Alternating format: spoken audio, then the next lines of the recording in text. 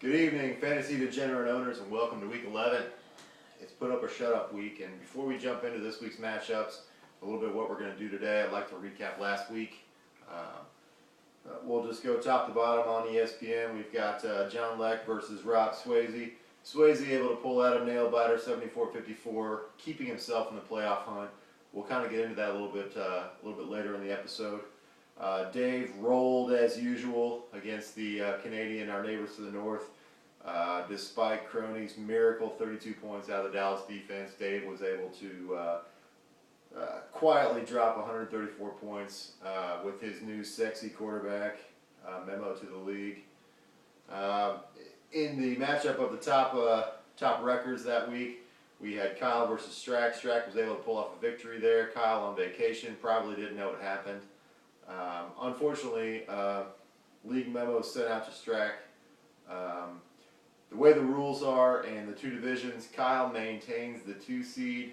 Strack, however, having an 8-1-1 record, which is better than Kyle's, still is stuck with the 3 seed. So Strack, if you want to move up to the number 1 seed, you're going to need Dave to lose, and we all know Dave doesn't lose. So let's just move on from there.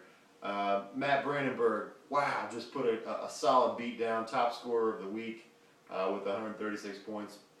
Consider yourselves lucky if you were able to face Brandenburg earlier in the year. Those of you who have to face him in weeks 11, 12, and 13, you're in for just a brutal beatdown. This is an angry team. It's a very high-scoring team, starting to put it together, starting to gel, and wow, lighten up the scoreboard. Sauter versus Whalen. You know, a little bit of a snoozer here. Whalen drops to last place, 1-9. You know, embarrassing for the commissioner's office to be able to walk around this facility and look Whalen in the eye. It's a little bit tough to do at this point. You know, Whalen's not going to give up. He's going to continue to start his lineup and continue to put up his steady 63 to 67 points a week. So credit to Whalen for that effort. Nick versus Brent. Brent was able, in the closest game of the week, Brent was able to nip Nick 102 to 99 in an interesting battle. Brent jumped out to a very early lead, had a lot of players left going into Sunday night and Monday night, and started to lay an egg a little bit, was able to hold on and keep Nick at bay. So what I'd like to do this week, I'm not going to do any matchups. We're going to break down, first thing we're going to look is if the season ended right now, who would be in the playoffs. So obviously you got Dave at 9-1, number 2 seed Kyle at 7-3, number 3 seed Strack at 8-1-1. Again, Strack, that's just the way the rules are, so we got to live with it. The 4 seed, we're looking at Brent at 6-4 with 1,017 points. And I talk about the points because I really think it's going to matter. Again, it goes records and then it goes points. Division records, head-to-head matchups, none of that matters. It goes records, points. So we're going to see a couple situations where that's going to really affect who's in and who's out in the playoffs. The 5 seed, we're looking at Nick. This is if it ended right now. Nick at 5-5 with 905 points. And Mark Davey would be the last team in at 5-5, 890 points. Those of you who aren't in the top 6, of course, we still have the toilet bowl. For this week, we're going to just focus on the main playoffs. We'll delve into the toilet bowl once everything is set up.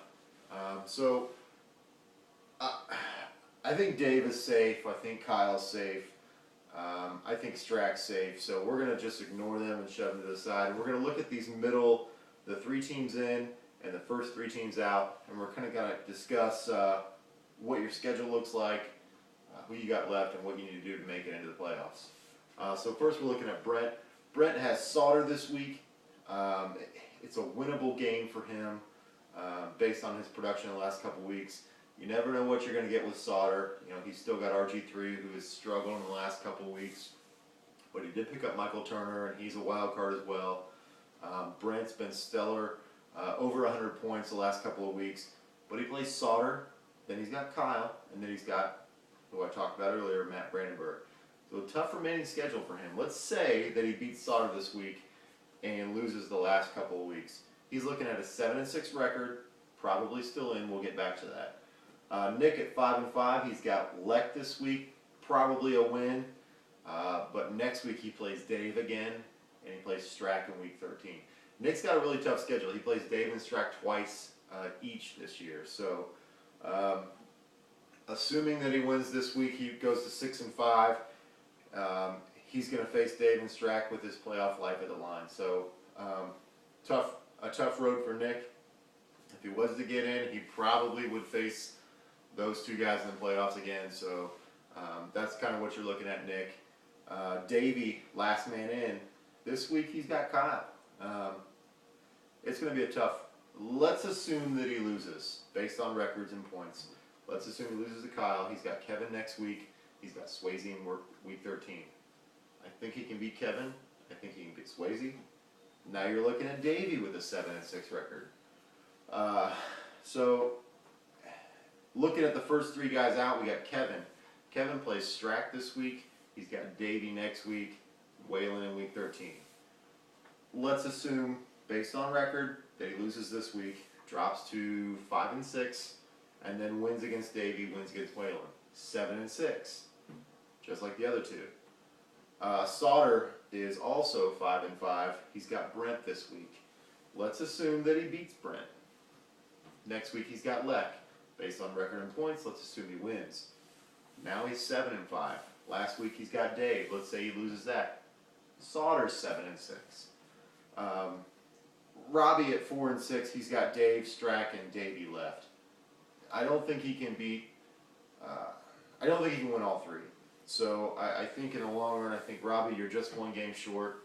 Probably look early in the schedule and see what game was it that you'd like to have back, because you put yourself in the wall here against in a corner, and I just don't think you can win all three. So we're looking at 4 or 5 teams with a 7-6 record, and this is just assuming that there's no upsets, assuming there's no 32 points out of Crony's defense, miracle bullshit. It's going to be interesting. It's going to come down to points. So when you're looking at your schedule in the next couple of weeks, when you're looking at transactions, don't ignore your tight end and assume, he's just been giving me 4 or 5 points. Look for those extra points. Try to find a way to squeeze every point out of your team.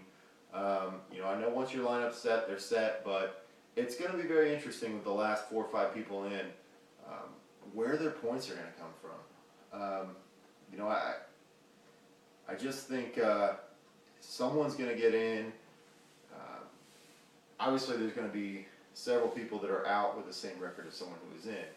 I also think that someone in the long run, based on upsets that can happen, point differentials, I think someone's getting in here with a 6-7 record.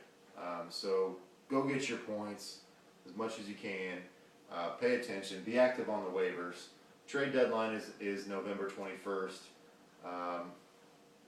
Get your shot at the playoffs. Get in there, because we all know once you get in, all records are erased, and somebody who's 12-1 going into the playoffs could easily lose to someone who's 7-6 based on matchups, based on the hot team.